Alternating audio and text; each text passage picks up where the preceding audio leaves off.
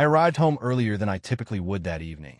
The humidity outside hung thick in the air, a sign of the storm that was about to break. Inside, the house felt unnaturally quiet. The usual sounds of Lila bustling around downstairs were conspicuously absent. My thoughts were still a tangled mess from a long day at work, deadlines, meetings, and the relentless grind. All I craved was to walk through that door, pop open a cold beer, and sink into the couch. Perhaps I'd catch a brief moment of relaxation before Lila shared whatever trivial activities had filled her day. But the instant I stepped inside, something felt amiss. It wasn't overt at first, just a subtle change in the atmosphere. The air seemed different, heavier, almost oppressive. It wrapped around me as I lingered in the entryway, straining to understand what had shifted. There was no TV murmuring in the background, no clinking dishes in the sink, and no footsteps approaching to greet me. Just an unsettling silence. I began to ascend the stairs, though I couldn't quite explain what drew me upward. Maybe it was instinct, maybe it was intuition. Yet, something in the pit of my stomach urged me to follow the eerie stillness as I neared the top. I slowed my pace, attempting to make as little noise as possible. And then I heard it, a sound that made me halt, a muffled groan, soft yet unmistakable. I didn't want to believe it. I fought against acknowledging the reality of what my instincts were screaming at me. For a moment, I was caught between disbelief and rage, my heart pounding so fiercely in my chest it felt as if it might explode. But I remained frozen. I couldn't bring myself to move. Not yet. Another moan, louder this time, followed by the unmistakable sound of movement. It was emanating from the bedroom, our bedroom.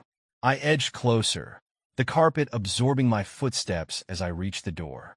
It stood slightly ajar, just enough for me to catch a glimpse in the mirror on the opposite wall.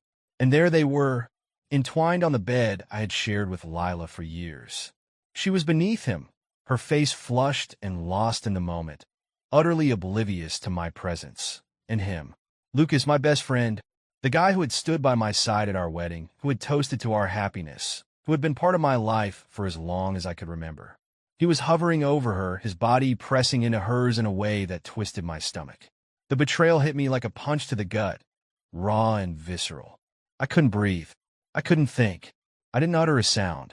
I just stood there, watching. Every fiber of my being urged me to burst in, tear them apart, and make them pay for their treachery. In that moment, I wanted to, but I didn't. My fists clenched tightly, knuckles turning white as I fought the overwhelming urge to kick down the door, smash his face in, and scream at Lila, demanding answers, forcing her to explain how she could throw away everything we'd built together for a fleeting moment of cheap passion with the one person I had once called my brother. But no, that would be too easy, too impulsive. I refused to give them the satisfaction of seeing me broken. Instead, I slowly backed away, retreating down the stairs as quietly as I had arrived. Each step felt heavier than the last, my mind swirling with rage, betrayal, and something colder, purpose. I wasn't going to confront them. Not now. Not like this. There was something far more satisfying about the plan I was hatching. Once I reached the bottom of the stairs, I slipped out the front door, making sure to close it quietly behind me. The world outside had turned dark, and the first drops of rain began to fall. But I barely noticed. I wandered to my car in a daze. Every breath I took was laced with anger. Sitting behind the wheel, I gripped the steering wheel so tightly that I thought it might snap in my hands. The image of them together burned in my mind, her face alight with pleasure, his body looming over hers as if he had every right to be there. This kind of betrayal doesn't merely shatter trust. It obliterates it completely, leaving a void where love once flourished. But this wouldn't culminate in a blind, furious rage. No, I would grant them time. Time to think they had gotten away with it. Time to believe I was completely oblivious. Lila, sweet, deceitful Lila, would continue her charade, playing the devoted wife, preparing my dinners, kissing me goodnight. While I sat there, knowing she was sneaking off to be with him. And Lucas? He would carry on as if nothing were wrong, as if he weren't sleeping with the one person he should never have touched. They thought they were clever, hiding their affair from me, but I was about to show them what true cleverness looked like. My plan came to me slowly, but with a clarity that even surprised me. I wasn't just going to expose them. I intended to dismantle their lives piece by piece. I would strip away everything that mattered to them, and the best part was that they wouldn't see it coming.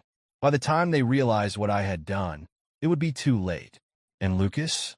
He had no idea how personal this was about to get. He cherished his wife, Chloe, as if she were a precious trophy. Always so proud of his little family. Well, if he wanted to destroy mine, then it was only fair I dismantled his in return. I would take Chloe from him, not just away from him, but in the most intimate way possible. I would make her mine, just as he had done with Lila. But unlike him, I wouldn't rush it. This wasn't about a cheap affair.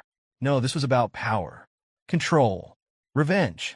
I started the car, the engine roaring to life as the rain intensified, pounding against the windshield. My grip on the wheel relaxed a little, a cold smile creeping across my face. This wasn't the end of my marriage. It was just the beginning of their downfall, and I was going to savor every moment of it. That night, I drove aimlessly through the rain-soaked streets, letting the rhythmic patter of raindrops against the windshield drown out the storm brewing within me. The anger still simmered, but it had morphed into something colder and sharper.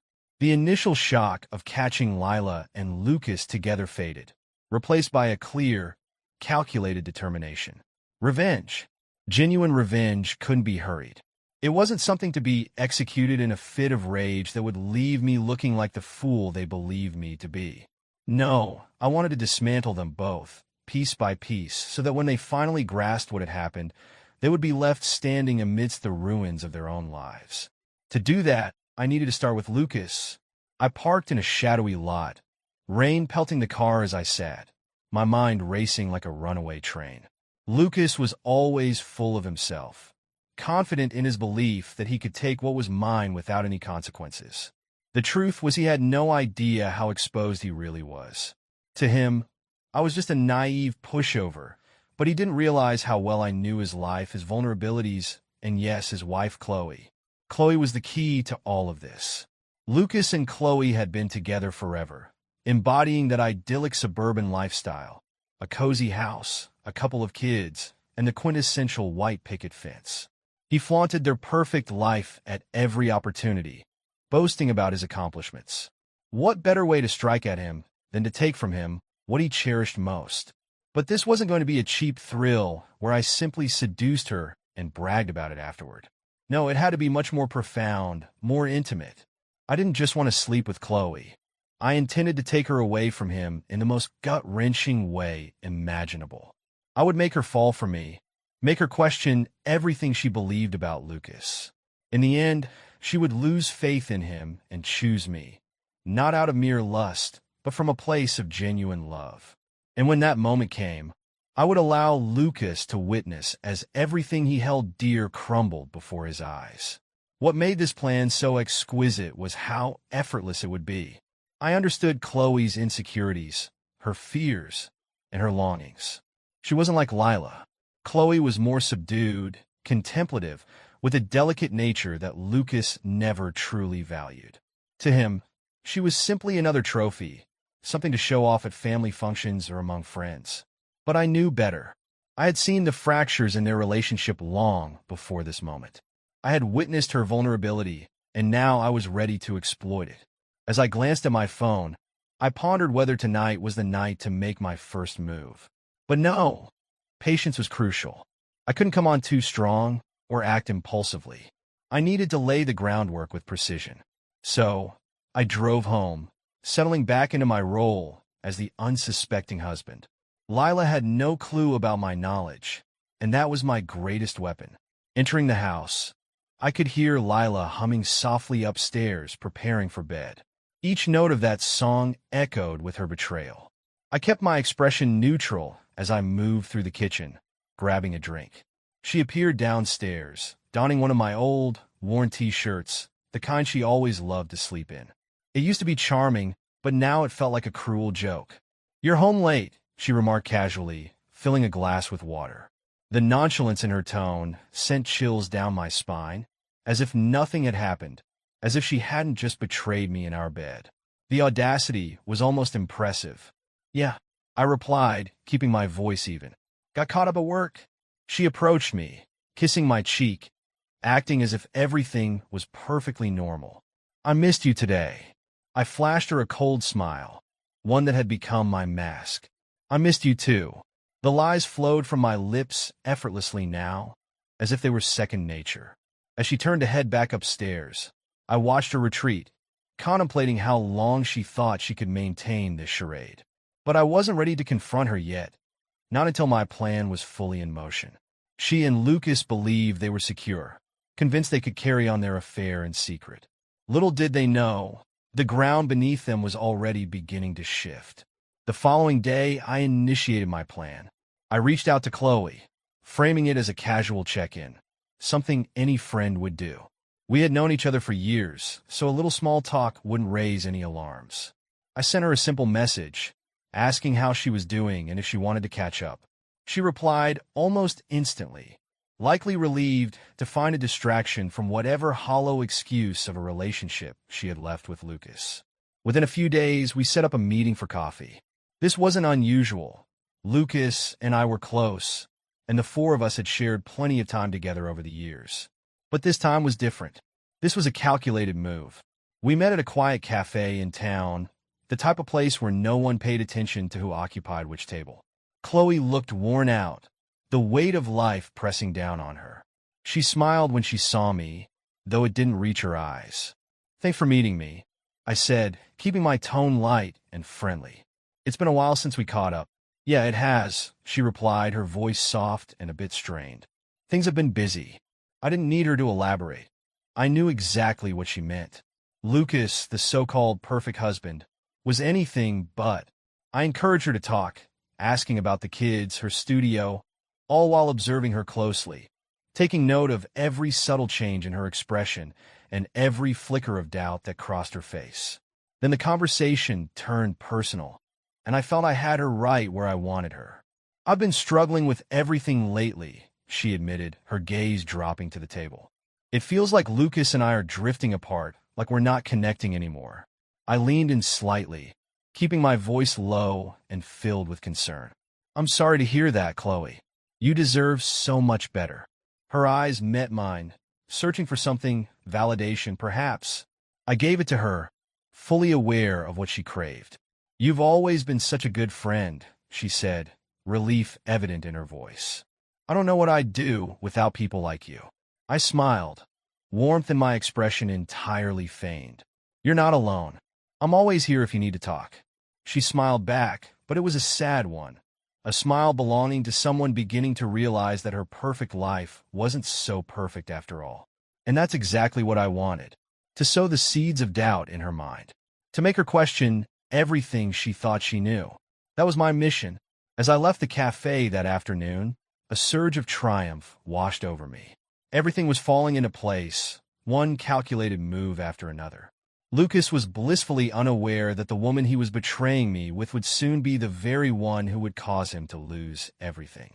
I walked back to my car, the rain drizzling softly, a fitting backdrop to the storm brewing inside me. This was just the beginning. The day after my meeting with Chloe, I felt an exhilarating thrill simmer beneath the calm facade I presented to the world. The slow burn of revenge had ignited, and I was fully committed now. Lucas remained blind to the trap tightening around him, while Chloe was starting to look at me as more than just her husband's friend. It was subtle, but that was the way I wanted it for now. She needed to trust me, to see me as someone who understood her in ways Lucas never could. Meanwhile, Lila continued to play her part, completely oblivious to the shifting tides. She still bombarded me with mundane texts during the day, insipid messages about grocery lists or weekend plans, while I was acutely aware of where her thoughts wandered when I wasn't around.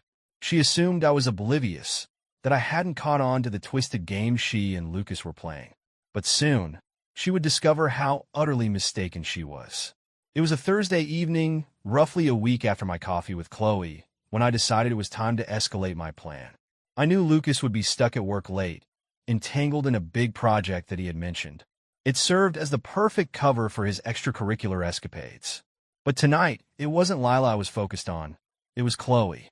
I made my way to their house, my excuse already solidified in my mind. I would drop by unannounced, playing the role of the concerned friend. Chloe had confided in me during our last conversation, expressing feelings of neglect. I knew she would welcome the visit, even appreciate the company. As I pulled up to their two-story home, the rain intensified, the streetlights casting a warm glow on the slick pavement. Through their living room window, I caught a glimpse of the flickering TV light, a cozy scene illuminated from behind the curtains. It felt almost too easy. I knocked on the door, ensuring my demeanor was casual and unhurried. A moment